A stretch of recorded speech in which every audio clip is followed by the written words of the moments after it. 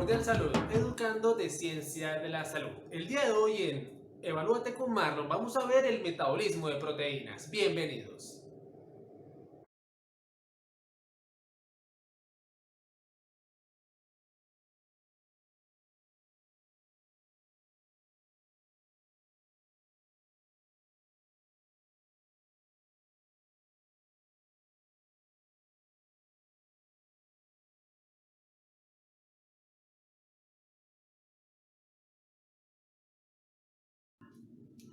Iniciamos, educandos. Primera pregunta dice, referente a la transaminación es cierto.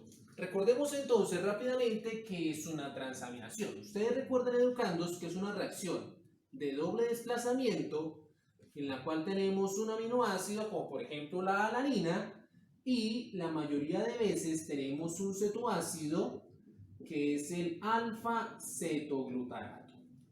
Y ustedes recuerdan que si se le retira el grupo amino a un aminoácido, se forma un cetoácido. Entonces, luego de eso, va a actuar una enzima, que es la que tenemos en las reacciones de transaminación, que es la transaminasa, y que para poder actuar requiere de la vitamina B6, que es el fosfato de piridoxal. Entonces, primero reacciona la alanina, y cuando reacciona la alanina le retiramos el grupo nitrogenado a la alanina, de tal manera que la alanina va a quedar convertida en su cetoácido, que es el piruvato, y luego pasa el alfa-cetoglutarato a reaccionar y la transaminasa le entrega su grupo amino al alfa-cetoglutarato y se va a formar entonces el glutamato, el cual es el principal producto de la transaminación, que es lo más importante en este momento. Entonces, ¿qué nos dicen los distractores? A, se realiza en la mitocondria.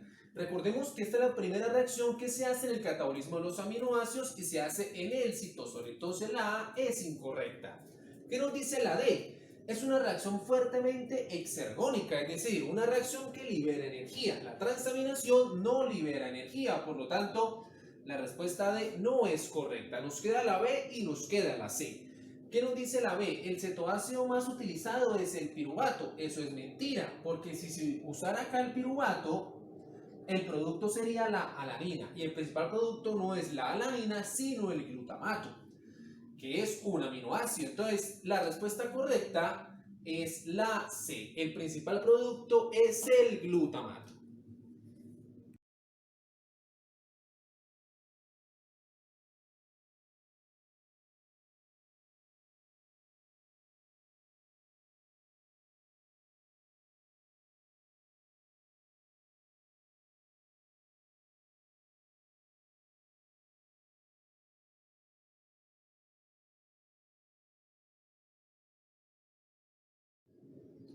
Continuamos, educandos. Pregunta número 2. Dice, referente al ciclo de la urea, podemos afirmar. Tenemos 4 distractores. Empezamos a eliminar. Nos dice la B. Es un proceso netamente citoplasmático. Recordemos que el ciclo de la urea se inicia en la mitocondria, ¿cierto? Y luego sí se pasa al citoplasma. Eso quiere decir que la B es incorrecto, porque es un proceso que se lleva tanto en la mitocondria como en el citoplasma. ¿Qué nos dice la C? Es regulado únicamente por el balance de nitrógeno, y eso no es correcto, porque recuerden que la enzima más importante del ciclo de la urea es la carbamoilfosfato sintetasa 1, la cual hace parte de la regulación a corto plazo, y a largo plazo es dependiente como tal del balance de nitrógeno y de la fisiología del cuerpo. Por lo tanto, no es regulado únicamente por el balance de nitrógeno. Y nos queda la A y nos queda la D.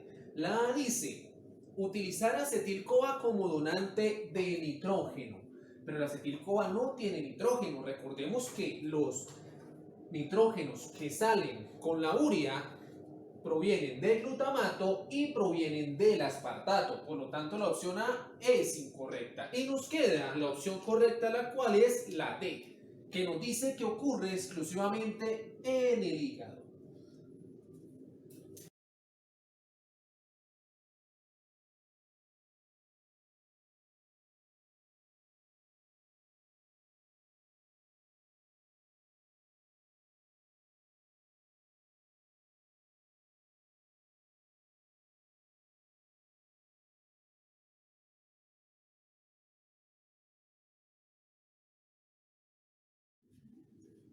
Pregunta número 3, educando. Dice, con respecto a la degradación de las proteínas, es correcto. Y empezamos a eliminar. ¿Qué nos dice la D?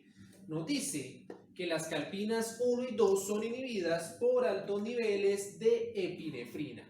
Recordemos que la epinefrina es la misma adrenalina, ¿cierto? Recordemos que las calpinas 1 y 2 son proteínas citoplasmáticas que nos ayudan a la degradación de las proteínas. Hasta ahí es cierto. Pero las calpinas 1 y 2 son activadas principalmente por calcio.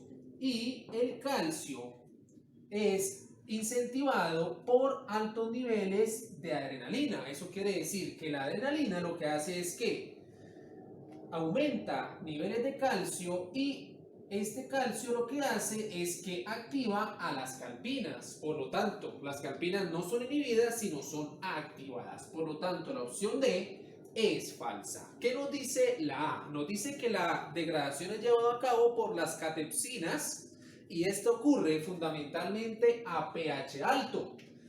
Las catepsinas hacen parte de la degradación en el lisosoma y ellas actúan a un pH ácido, no a un pH alto. Quiere decir que la opción A también es incorrecta. Nos queda la B y nos queda la C. ¿Qué nos dice la B? La vida media de una proteína es directamente proporcional a la cantidad de secuencias PES. Recordemos que estas secuencias hacen referencia a los aminoácidos que la constituyen. La P significa prolina, la E significa ácido glutámico, la S significa serina y la T significa treonina. Mientras más secuencias tengamos con estos 4 aminoácidos, menor es la vida media de la proteína. Eso quiere decir que la vida media no es directamente, sino inversamente proporcional a la cantidad de secuencias PES. Por lo tanto, la opción B también es incorrecta. Y nos queda la opción correcta, que es la C, que nos dice que la degradación citoplasmática llevada a cabo por los proteasomas es dependiente de ATP. Y esto es absolutamente correcto. Quiere decir que la respuesta es la C.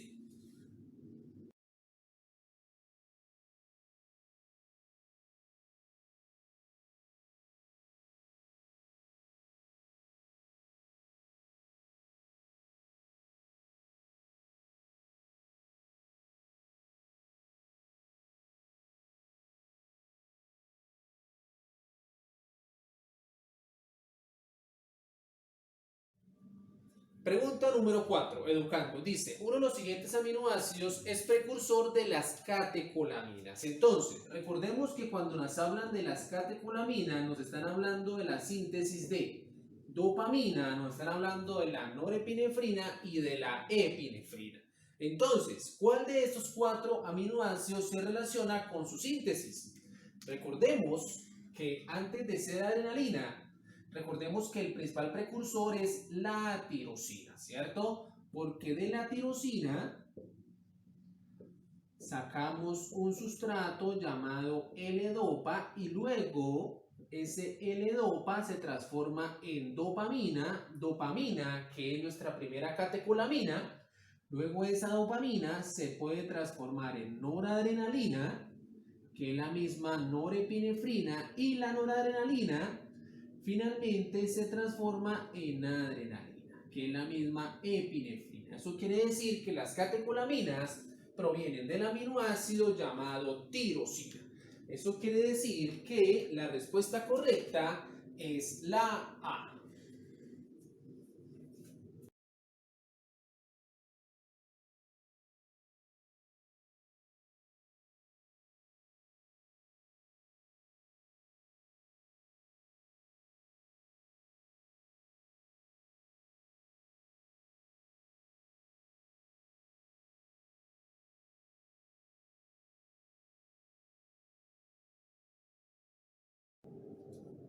Pregunta número 5, educando. Dice, lo siguiente no es cierto respecto a la urea.